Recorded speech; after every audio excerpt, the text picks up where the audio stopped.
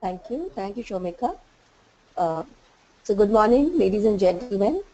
I am Preeti Ray and partner with Deloitte Risk Advisory. So Shomika has given my background. So I'm a chartered accountant with over 20 years of post-qualification experience, mainly in risk management, both technology risk as well as process risk. I've worked with multidisciplinary projects, cross-border projects, and large transformation projects across industries. So on behalf of Deloitte, I would like to thank CII for inviting us to speak at this webinar. I have with me Abhinav Chamoli. Abhinav, would you like to introduce yourself?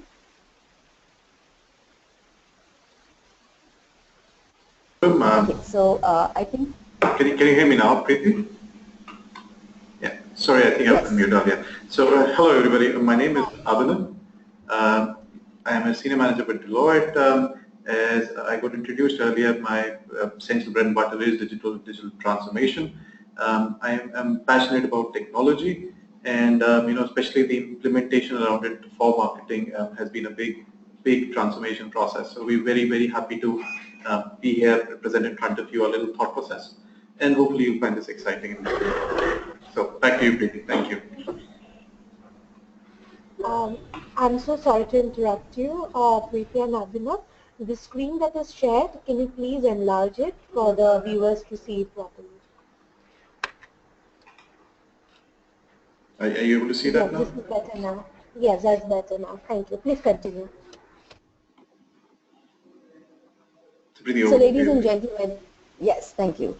So ladies and gentlemen, digital is here and now. So we are living in a digital era, and unless we adopt the digital technology, we all will become extinct. So the advent of digital technology is fundamentally and irreversibly altering the way businesses and consumers engage. Digital is anchored on providing a differentiated a customer experience, leveraging technology and processes that seamlessly integrate the ordinary to achieve the extraordinary. It is no coincidence that digital marketing is also knocking on the doors of an unprecedented transformation. A connected world is fast moving towards hyper-segmentation, focusing on the individual consumer and their psychological and behavioral drivers at play. Marketers need to understand that each of the consumer and tailor their products and services that are best suited for them. This is product personalization, which also is driving much higher revenues. Clearly, you can see that this is no easy task. We at Deloitte believe that the success of digital marketing initiatives of the future, so today it will be anchored on 3 tenets. Connected customers. Now we're talking about 360-degree understanding of customer, covering their preferences, previous transactions, social footprint, etc. Why? Because in today's connected consumer environment, customers are better informed and harder to please, but they also leave a more visible evidence trail in the form of improved databases and customer information. Look at smart sales endpoint. That is what? It is use of new technologies to reimagine how the marketing and sales processes takes place. We are all hearing about digital analytics. Now real world and real time insights to understand the customer actions and define meaningful interventions.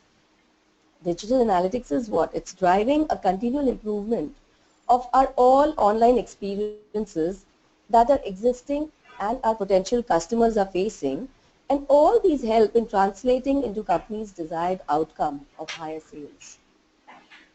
Just imagine the possibilities of what you can achieve with the right blend of content, channel and insights. So this is where, the imagination is getting real. Next slide, please. So we are talking about, marketing in the digital age. Previously, marketing was all about segmentation and logical grouping. We want marketers to understand the social networks of people, the shared beliefs, norms and unwritten rules. Their networks are the community in which they live. However, now marketing will go deeper to understand each customer, their social network, influencers and triggers. This data is now emerging from the shadows, and businesses are partnering with second and third party providers to build holistic customer profiles. Customer service is on, and it never sleeps. So as digital marketers, you need to now orchestrate big data, churn it real time to uncover insights and effect actions that drive the brand, connect. It sounds doable, but until you realize that we are actually talking of, petabytes of both unstructured and structured data. So the game has to change. We fundamentally believe that to be successful in this space, you need to think like IT organizations and build a solution stack. So that's why, we've divided this into 5 key considerations. So we're talking about people, process, technology, content, as well as governance. So when we talk about people, we talk about customers or consumers' experience. You need to build detailed customer profiles and networks to be able to tailor their needs. Processes. Remember, the key to any success is simplification. What is not simple will never be reproducible and consistent. So whether it is a channel selection, content development, or running a campaign, the processes need to operate over a digital stack, and that needs to be seamless with the digital world. Technology, okay, it's no brainer that technology is the key here. Nonetheless, it is important to note that it is an enabler and not the cause. A consistent message is do not force fit something because it's the flavor of the industry. Understand your customers and organizational maturity to pick technology that makes the most sense. So we're talking about integration, we are talking about, how we're talking about access management in technology. So you require access over a network, so be it online, offline. Now let's come to content. Once the plumbing is right, the next thing is the content through it. So there's just no substitute for content. It is the logical and emotional appeal of content that will drive user actions. The how, where and when are the amplifiers in the equation. So now this content needs to be consistent across the marketing channels. Therefore, content management and tagging is a big area that marketers need to be conversant with. Customer data is covered by privacy and confidentiality laws. So be triple sure on the security, access and tagging of content and customer preferences. Now, coming to governance, now having a few F-16s don't make you an Air Force, right? It is a chain or command and governance that will drive the efficacy of your digital marketing stack. Is the analytics engine right? Are the models and assumptions validated by the real world? How are the customers reacting to campaigns? So you also need to embed this into the organizational policies and procedures to ensure maximum impact for customers by limiting potential risk exposures. Can you move to the next slide? So now here, as the organizations on the path of digital nirvana, it is pertinent to occasionally zoom out and see the big picture. Digital is not simple and definitely not risk-free. It is as disruptive as they get and impact businesses at a DNA level. We work with organizations to rediscover and redefine their digital play. If you're still early in your digital journey, you may feel like a footballer playing a cricket. You know the rules, but facing the ball is altogether a different ball game. So how do you tackle the new market model? demanding customers new products and revenue cycles. All of this anchored on tons of data, which can get really confusing if they are not funneled right. So the organizational building blocks like supply chain, operations, compliance and risk management take different approaches. And on the ground, effective digital marketing organizations call for a soul searching to place the right level of digital capabilities, security, platforms and standards to ensure scalability and resilience in the face of disruptive industry trends. From here, I'll hand over to Abhinav to take you through the connected customers. Thank you, Preeti. So ladies and gentlemen, talking about connected customers.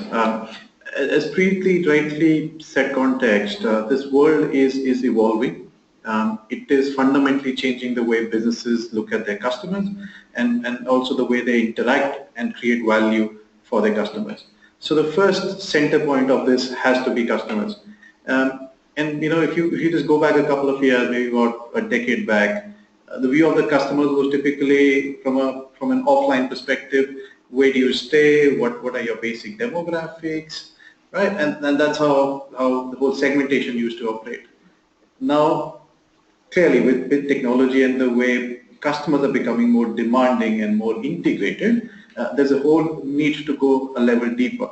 Look at their psychological profile, look at their social profiles, look at how this is interacting and coming together to build on the buying influence, right? So let me pick up this slide.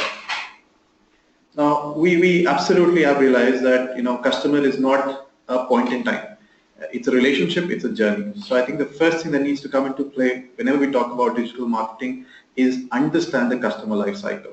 Are you looking at people that are just coming in and starting to interact with your organization, or are you looking at a more mature and almost supportive customers who already have an established brand connect? So it's very, very important to put that into context.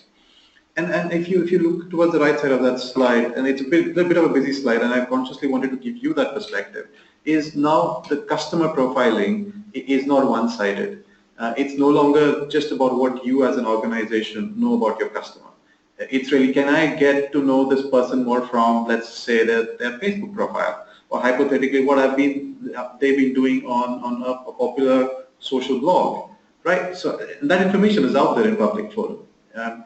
Can I correlate this with, let's say, the grievances that got raised by this client previously?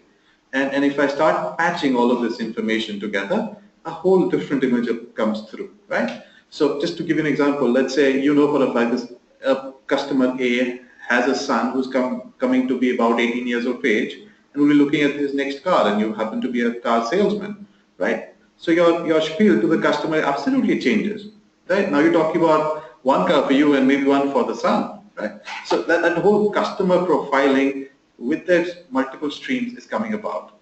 And I think what really is complicating, and as well as the real potential here, is the fact that you've got multiple channels out there.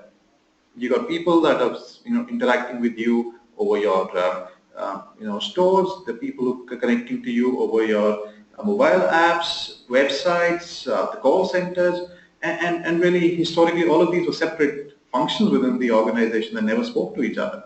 But now it's how do you tie them up together and give them the one consistent experience that will change how they perceive of you and how they continue to evolve and connect with you across the customer life cycle. Okay? So that's the whole idea of being connecting with your customer at a digital DNA level. Right? Moving on.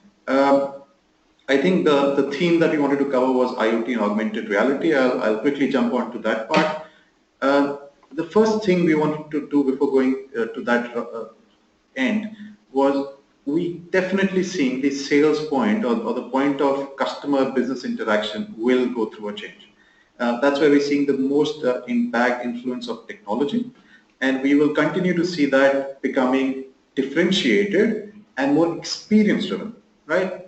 If I just bring you back to the point Preeti made earlier, end of the day, this is about customer, this is about their experience and how they feel logically and emotionally after working with the business. And that's where the whole marketing make or break is. Some of the slides that you will see subsequently, depending on how connected you are, you may feel that's pure walk of imagination, and some of them will come across as, wow, I can implement that tomorrow. What we wanted to leave you with is this is where the technology already exists. We're seeing those prototypes, we're seeing those use cases. It's only the adoption where the market needs to step up. All right, quickly next slide. Before we go on, I'm just assuming I'm going to spend a couple of minutes on this slide. A lot of you may not know what this whole IoT thing is all about, right? Internet of Things in its basic facet is essentially smart endpoint and devices.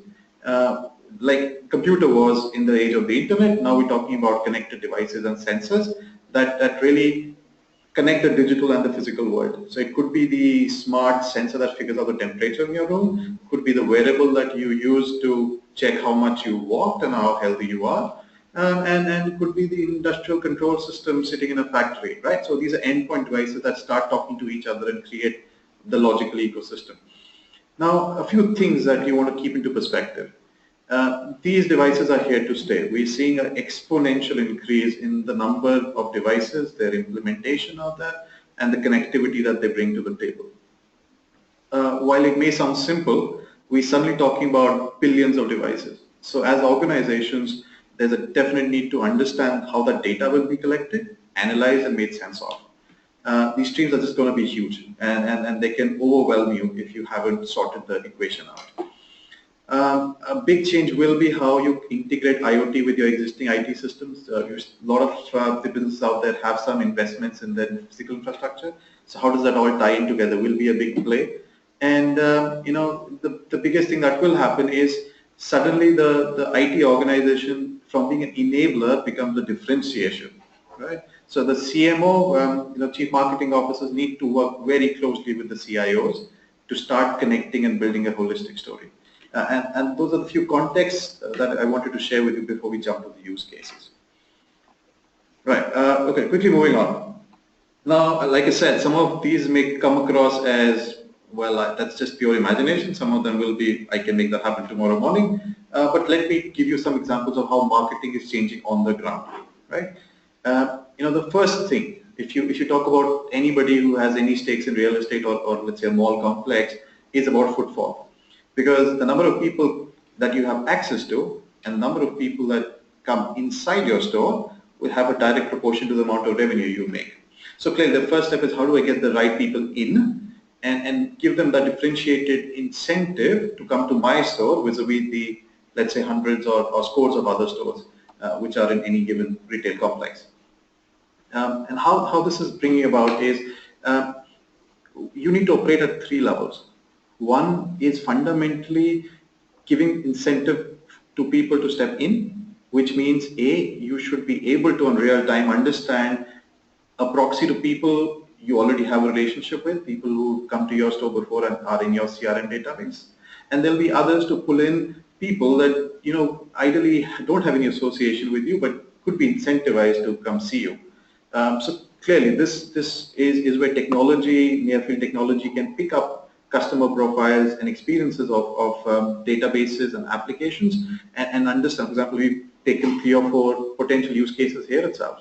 So let's say you're a used customer and you had put up a particular item on your wish list.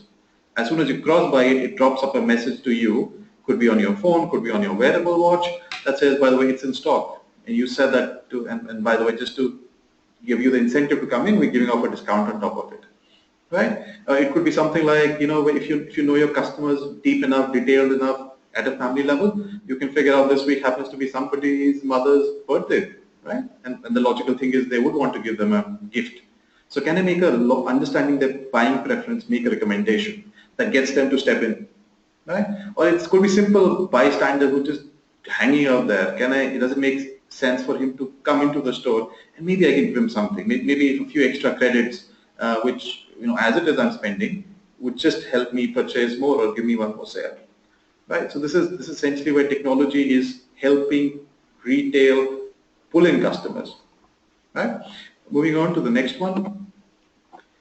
This is where the augmented reality comes, and this is where the science fiction becomes reality, and this is some of this, if you just see in action, you'll be overwhelmed with the efficacy of that sales pitch. Now, what we've shown example of is, and let me just walk you through that. You come into a store, you're wearing up your, likes of Google Glasses, augmented reality, or if nothing else, just your iPad, which can understand, connect with the store infrastructure.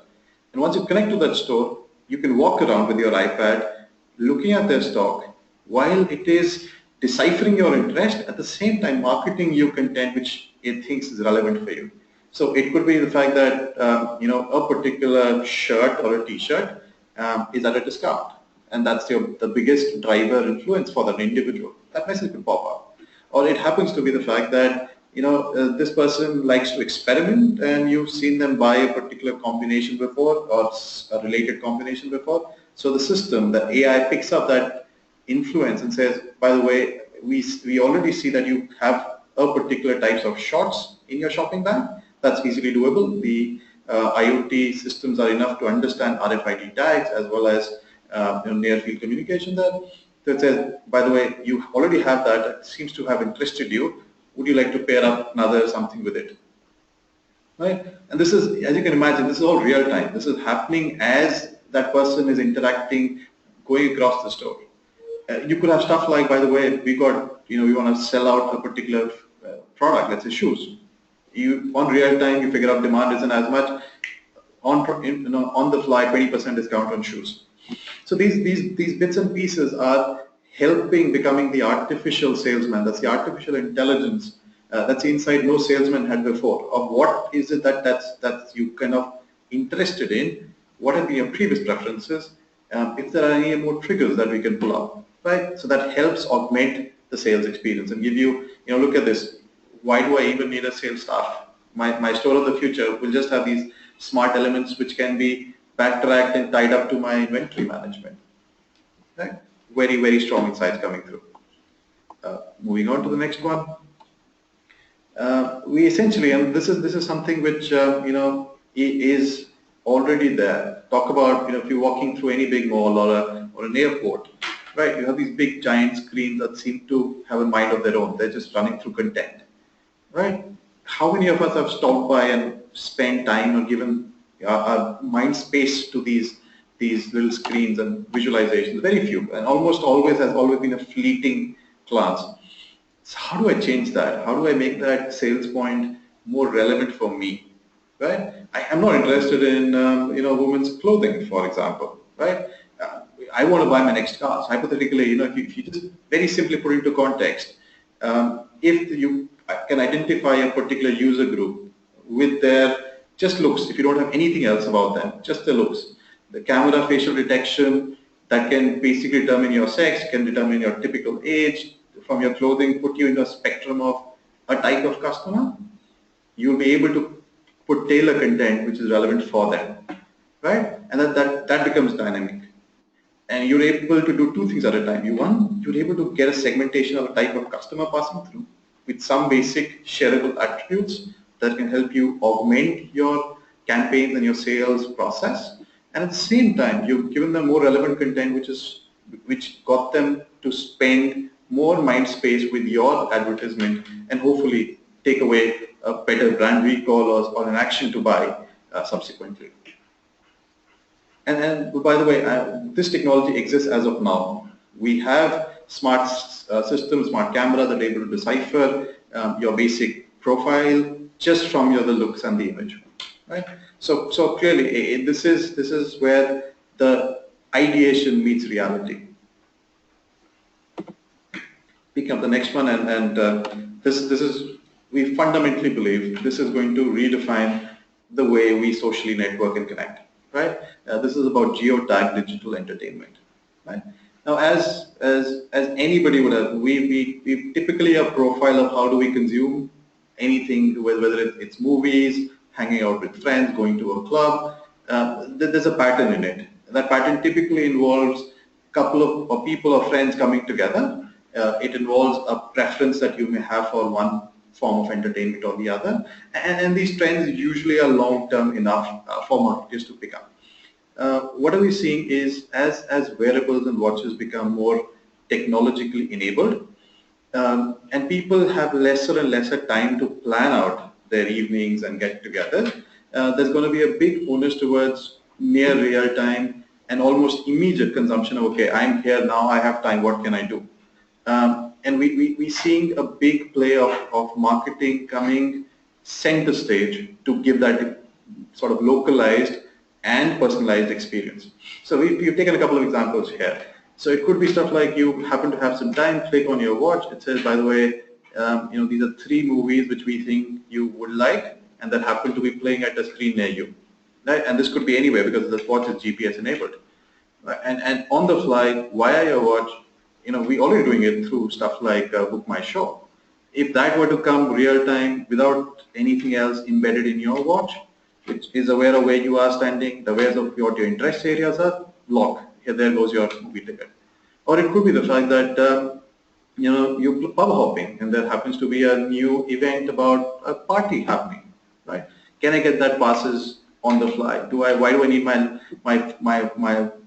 access to my internet, my laptop, my credit card, everything, right? My phone or my wearable can act as my quick access guide, right? Or it could be simple. I can create my network of friends, and whenever those network of friends happen to be in my vicinity, that message pops up. See, and if you acknowledge and realize some of these building blocks already exist. There are apps that are doing parts of it. There are components which are able to cater to this. The real value is how do I build a stack around it, which means for this to happen, if you just start dissecting it has to have a connected wearable.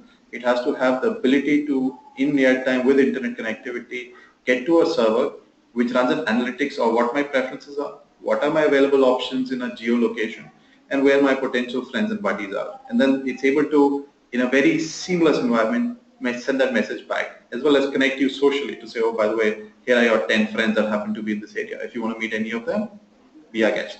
So clearly, this will, we believe, change how people consume entertainment, how people interact with technology, and how the social interactions come about. And marketing has a big role to play there, clearly. Mindful of time, just quickly moving on. I think we spoke of these endpoints becoming smarter and ability to change the way marketing comes into play. These are some illustrative use cases. Clearly, there are much more out there. We'll be happy to talk about it offline as well. But I think one fundamental thing that comes right behind all of these use cases is the ability to understand the customer, ability to understand their influences, and drive through a buying behavior. Right, that's where the analytics kicks in. Now, if you just simply look at analytics as a silo, it's changing. Analytics before were offline, churning out data to give you some form and shape, which took about another sales cycle, a couple of weeks before it saw any action in the market. Now that pyramid is being turned upside down. You need that action to happen on the ground, on the fly, and now. So essentially, the whole marketing capability needs to be augmented with analytical capability with it. So how do I understand what's really happening on the ground? How can I give the right content? How do I give the right offer? How do I track a campaign from, whether it's via mobile or it's through an email, it's via on my website, it's a physical old, in-person email that gets delivered to somebody's house. All of that needs to be orchestrated. And that's where this whole element of analytics steps in. And for that to happen, I need to build my ecosystem. Now, historically you were close-knit and said, okay, my analytics and my data is my data, I will not share it. In the world of the future, you'll have to be open because you can't do it alone. It's just too much of data and too many variables at play. So how do I do that? You start building an ecosystem. You look at your basic stack, the digital stack, the social mobility, analytics cloud, blockchains and the likes. Build up your side of the organization. Start connecting with customers and ambassadors or people who consumed your products and services and can happen to be positively reinforcing their message out there. It could be the employees or partners, vendors, because after all, they are one of your strongest influences in the market. And tying up people like bloggers, online pundits, right? Looking at some customer investor profiling, and in that capacity build out your analytical engine. So that engine is both consuming, so you understand what's happening. For example, let me take an example. If somebody happens to put a grievance about your product or services, you should be the first one to hear it and the first one to react to it. So just having that ecosystem in place will get your ears to the ground, get your social analytics engine the ability to churn, contextualize that information, and your marketing folks to immediately step in for any action they may need. Right? This ecosystem, like I said, is going to be fundamental. The second part of it is if you want to run that analytics engine, like as Preeti was mentioning, it has to be the individual.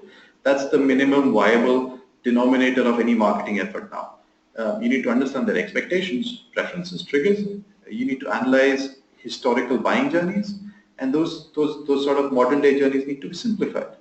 I don't have time to spend 2 hours searching for a pair of sneakers. I have a certain preference. I would like anybody that I'm buying this product from to understand my basic preferences and give me 2 or 3 options at best that I can quickly close on. That's as much of a attention span modern day customers have, and that's how the whole pitch and spiel has to change. You need to identify the touch points and interventions. Am I best influenced by sending an email, or do I like to browse e-commerce portals when I am commuting to and from work? What's the best touch point for the ability to sell? That can only come from analytics. You will not figure this out day one. It's not something you see people and decipher. You have to see their buying behavior. You have to see and look at those trends to be able to make a call. Right? And once you've done all of that, you will come up with 2 or 3 right options, as I could call them, because none of them are absolutely certain not to get you an option, but that seem to be right. And from there, look at what is my best intervention, and that intervention will make a break. Essentially give you the differentiation experience, the wow customer experience, to say, okay, this works.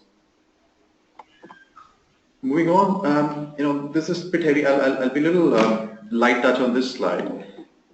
Whenever we talk about innovation around analytics, it has to be seen in a slightly different light, right? Analytics has always been there. It's only now that we are breaking the silos of analytics and making it from a centralized function to a sort of dichotomized connected function. And this won't happen overnight, clearly, right? You need to have a right vision around it. What is it that my marketing is trying to achieve? For that to happen, what are my data points? What are my processes that I need to break? Because if that's happening, my data has to be shared across the ecosystem. I need to understand what my vendor is doing, to what my delivery trucks are doing if I'm transferring a product around. So all of that analytics need to sit together, make sense, to be able to give the comfort and commitment that we'll be able to meet customer expectations. And needless to say, customer expectations are becoming more demanding. Customers are doing that now. If I go the step deeper in that, what are my value drivers? What do I genuinely practically need on the ground now? And it's not just putting together a big server rack that has all the computing power in the world. Do I necessarily need it? I think that's a question you Preeti raised earlier. Don't just pick technology because it's out there. It doesn't make sense to me. Does it make sense in my business context? What are my peers doing in this space? Is this going to give me differential when it comes to me serving my customers? So that value driver is very, very important in this context. Stakeholder management. What do I need? Who are my people? Who do I need to get aligned to get to this? My operating model. If my analytics function has to be scalable and I need to do this real time, how would it work? It's no longer going to be somebody sitting in a corner of the office trying to run some models on an Excel sheet. This will have to be real time. This will have to flow back to my digital assets. It will have to flow through my digital marketing campaigns. It'll have to, it's a bi-directional street now. Suddenly from broadcasting, I'm having a conversation with my customer digitally all the time. So how do I make that happen? That's the operational model that needs to be worked out. And last but not the least is, you need to think out of the box. What's worked previously will not give you the differential for the future. So how do I anticipate my new business models? Probably sometime back nobody thought you'll be buying so much online. There's always a need for feel it, understand the product, and then buy it. But it's still happening to a fair extent, but more and more people seem to get comfort in picking stuff online. Right? So understand those disruptions. And they will come. They are already knocking on your door. They will come very soon, be sitting across your living room. How do you deal with that? Okay. While we've been talking about the 10,000 feet view, we at Deloitte also understand that this is not a binary. This is more of a continuum. When we essentially talk about anything around digital maturity, the capability has to scale up. The first thing first is, do you even have the right data with you? A lot of organizations want to be digital, but unfortunately don't even trust their own data. And that's a reality of the market. So how do I give comfort and a data management process that I can trust and is reliable enough for taking future action? And then that goes up the learning curve of saying, okay, now that I have data, what's my slice and dice that makes intuitive sense? And this is typically what most organizations do these days, looking at Excel models, looking at some basic analysis. Once you've mastered that art, it goes more into predictive side. Okay, if I get these 10 variables at play, what is the probability of a customer buying from me? Or what's the influence of, let's say, a discounting policy on the number of volumes that I run through, right? So that predictive analytics and variant analytics steps in. The next step is from there becoming more real time. So you put that in your acting system. You're able to decipher, okay, what is my next course of action? If I have given product A, did not get the customer response, what's my plan B? So that sort of workflow-based, insight-based, connected analytics is where now most businesses are trying to get themselves into. And the last time, stage 5, as we call leading, is essentially where data is making all the decisions. It's in an AI mode where you essentially making sure that AI is working right. And by AI, I mean artificial intelligence. And it's able to help you understand, ears on the ground, what's happening on every store, every floor, every touch point, and then pick up the best course of action to make the best sale or the best brand recall for each of those touch points.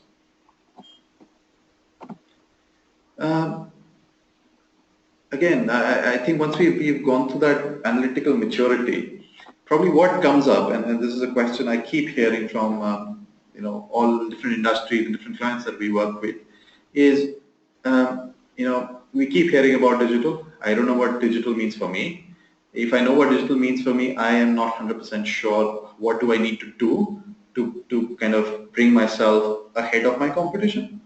And when it comes to marketing, I understand that technology can enable all of this, but is it like a plug and play that I can work with? Do I need to redo my entire IT system, my entire marketing system? What does it really mean?